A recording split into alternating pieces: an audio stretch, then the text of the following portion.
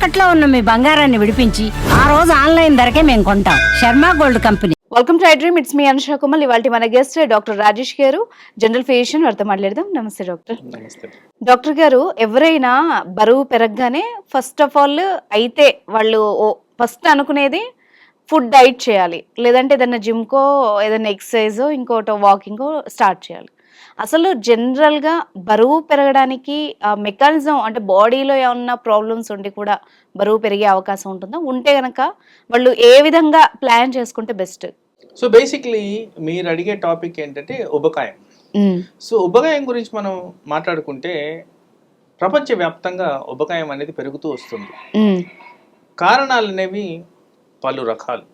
దాంట్లో డిసీజెస్ అవ్వచ్చు, తినే విధం అవ్వచ్చు, మానసిక ఒత్తిళ్లు కావచ్చు, వాట్ ఎవర్ రీజన్స్ సార్, ఉబకాయం అనేది ఎక్కువగా కనిపిస్తుంది.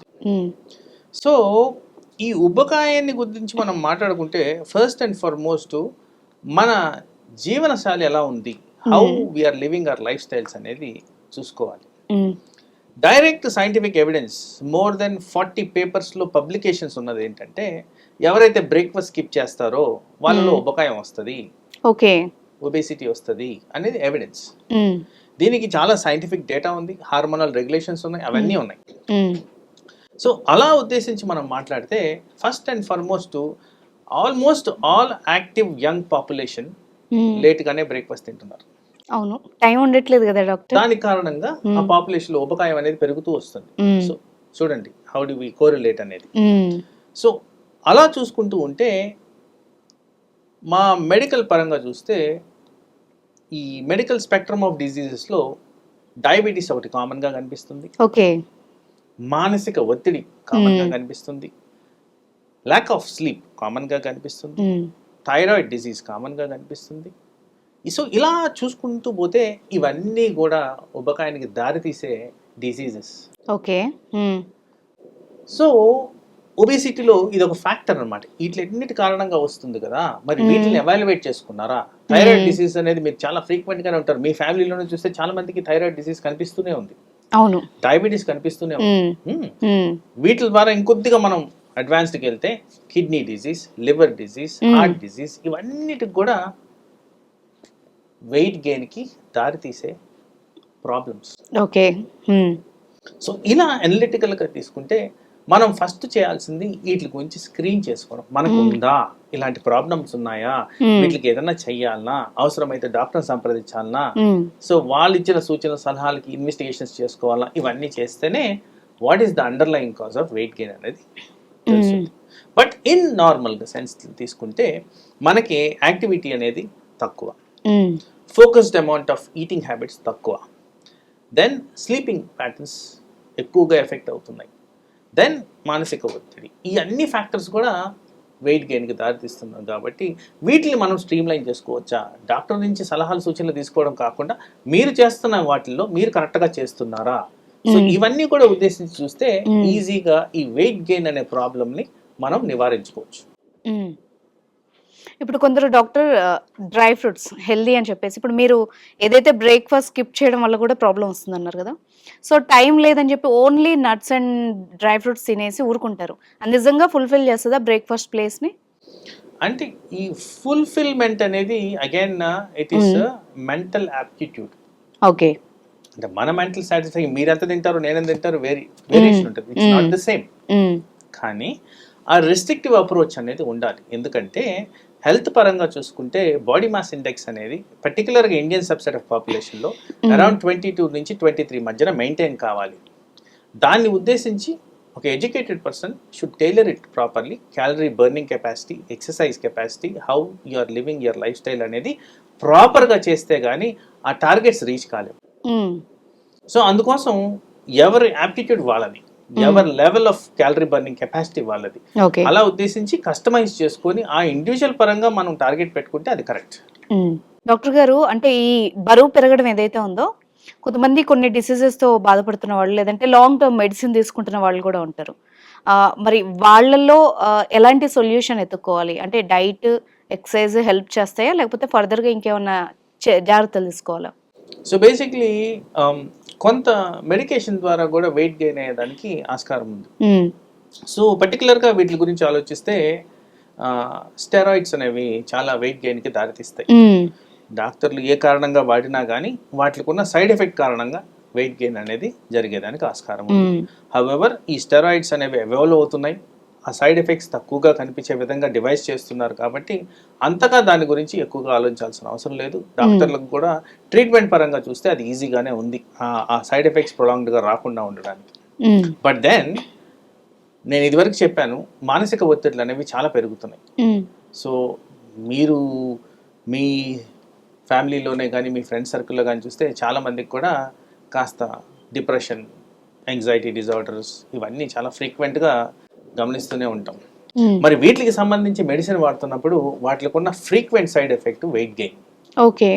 సో ఆ విధంగా కూడా వెయిట్ గెయిన్ అనేది పెరుగుతూ వస్తుంది. తర్వాత చాలా మంది ఈ వెస్టర్న్ టైమ్స్కి కంప్లైంట్ ఇంటూ పనిచేస్తున్నారు. సో వెస్టర్న్ టైమింగ్కి కంప్లైంట్ ఇంటూ పనిచేయడం అంటే మనం నిద్రపోయే టైంలో మేలుకొని పనిచేయడం. అవును. సో సహజంగా జరిగేది ఏంటంటే బాడీకి ఎప్పుడైతే నేచర్కి విరుద్ధంగా పనిచేసే మనం ట్రైన్ చేస్తామో, abnormal timing of food, abnormal timing of awakeness, abnormal timing of stress, ఎవరికైనా రాత్రులు ప్రశాంతత ఉంటుంది, డైజెస్టివ్ సిస్టమ్ బెటర్గా ఉంటుంది, బాడీ ఫంక్షనాలిటీస్ ఇంప్రూవ్ అవుతాయి. అలాంటి టైంలో మనం ఉల్టా చేసిన దానివల్ల వెయిట్ గెయిన్ అనేది పెరిగేదానికి ఆస్కారం ఉంది. సో ఇలాంటివన్నీ రాకుండా ఉండడానికి న్యాచురల్ రెగ్యులేషన్లో పద్ధతులు పాటిస్తే, లైక్ బ్రేక్ఫాస్ట్ నేను ఎలా చెప్పాను, ఎక్సర్సైజ్ ఎలా చెప్పాను, రిలాక్సేషన్ ఎలా చెప్పాను, ఇవన్నీ చేస్తే మీరు వెయిట్ గెయిన్ అనేది అవాయిడ్ చేయొచ్చు. వెయిట్ గెయిన్ అనేది ఒక్క తింటేనే కాదు, మిగతా వాటిని కూడా పాటిస్తేనే మీకు వెయిట్ గెయిన్ అనేది రెగ్యులేట్ అవుతుంది. That people should understand. Okay doctor, అయితే ఉబకాయం బారిన పడకుండా ఉండడానికి, లేదంటే ఆల్రెడీ ఫేస్ చేస్తున్న వాళ్ళు ఏ ఆహారపు అలవాటు చేసుకుంటే మంచిది? సో సాధారణంగా మీరు గమనిస్తే మనము ప్రపంచవ్యాప్తంగా డయాబెటిక్ క్యాపిటల్. అవును. Highest number of diabetic diseases మన దగ్గర ఉన్నాయి. సో డయాబెటీస్కి మూల కారణము inactivity and high consumption of calories, carbohydrates. So దాన్ని ఉద్దేశించి ఇన్ జనరల్ పాపులేషన్లో ఇలాంటివి రాకుండా ఉండడానికి, హెల్తీగా మెయింటైన్ కావడానికి natural sources of food are very important. Natural sources of food అంటే leafy vegetables, okay, all vegetables, nuts. Mind you, ఇది ఇక్కడ నేను ఫ్రూట్స్ అనేవి చాలా లిమిటెడ్గా చెప్పదలుచుకున్నాను, ఎందుకంటే చాలా మటుకు ఫ్రూట్స్లో షుగర్ లెవెల్స్ ఎక్కువ ఉంటున్నాయి కాబట్టి కొన్ని ఎగ్జాప్షనల్ ఫ్రూట్స్. పర్టికులర్గా కొద్దిగా సైంటిఫిక్గా చెప్పాలి అంటే ఈ వేట్లకైతే glycemic index levels less than 50 ఉన్నాయి. ఇది అవైలబుల్ ఆన్ ఇంటర్నెట్. నేను ఏదో చెప్పేస్తున్నాను కాదు, ఇది మీరు ఇంటర్నెట్లో గ్లైసెమిక్ ఇండెక్స్ అని కొడితే ఏ పదార్థానికి ఎంత ఉందనేది తెలుస్తుంటుంది. లెస్ దెన్ 50 గ్లైసెమిక్ ఇండెక్స్ ఉన్న ఫుడ్స్ అన్నీ కూడా they are friendly, they are not giving weight gains. Okay, ఇలాంటి ఫుడ్ అనేది తీసుకుంటే మంచిది. ఇన్ షార్ట్, మీరు కానీ మెడిటేరియన్ డైట్ అని కొడితే ఇలాంటి ఫుడ్స్ గురించి ఎక్కువగా మనకి ఇన్ఫర్మేషన్ అనేది వస్తుంది. అదే కాకుండా ఒక్కసారి ఎక్కువ కన్సంప్షన్ అనేది అవాయిడ్ చేయడం ముఖ్యం. ఫ్రీక్వెంటింగ్ టైమ్స్లో స్మాల్ అమౌంట్స్ ఆఫ్ ఫుడ్ తీసుకున్న దానివల్ల ఉబకాయం రాదు అని సైంటిఫిక్ రుజువులు ఉన్నాయి. దాని నెక్స్ట్ డైరీ ప్రోడక్ట్స్ ఎక్కువగా తీసుకుంటే they are healthy protein and healthy fats కూడా, అంటే ఎక్కువ క్రీమ్ లేకుండా తీసుకోవాలి అది. ఓకే. దాని next water consumption. Water is very essential. మన జీవక్రియలు జరగాలి అంటే వాటర్ ఈస్ వెరీ ఎసెన్షియల్. చాలా మటుకు నెగ్లెక్ట్ చేస్తారు దాన్ని. ఎప్పుడైతే ఆ నెగ్లిజెన్స్ జరుగుద్దో జీర్ణాశయంలో జరగాల్సిన ప్రక్రియలు జరగవు. అసిమిలేషన్ అంటాం, అంటే absorption of all the minerals or contents of the food సరిగ్గా జరగదు. ఇలాంటివన్నీ జరిగినప్పుడు డంపింగ్గా క్రియేట్ అవుతుంది. అంటే జీర్ణం సరిగ్గా జరిగితేనే కదా ఏమైనా అబ్జార్ప్షన్ సరిగ్గా ఉంటుంది.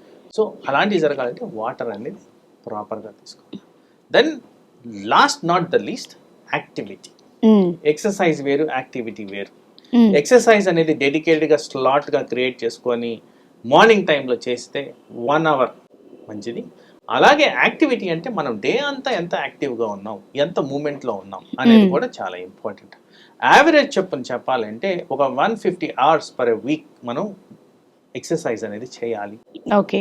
తర్వాత పర్ డే 7,000 నుంచి 8,000 స్టెప్స్ అనేది జరగాలి.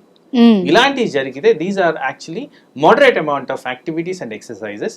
ఇలాంటివి చేసిన దానివల్ల బాడీ హెల్తీగా ఉంటుంది. So not just food alone, ఇవన్నీ చేస్తే మనకి ఐడియల్గా బాడీ మాస్ ఇండెక్స్ మెయింటైన్ అవడం, హెల్తీగా బాడీ మెయింటైన్ అవడం అనేది జరుగుద్ది. కాబట్టి అనర్థాలకు దారి తీయకుండా ఆర్గన్ ఫంక్షన్స్ ప్రాపర్గా ఉంటూ హెల్తీగా హ్యాపీగా ఉండొచ్చు. Right, thank you very much doctor.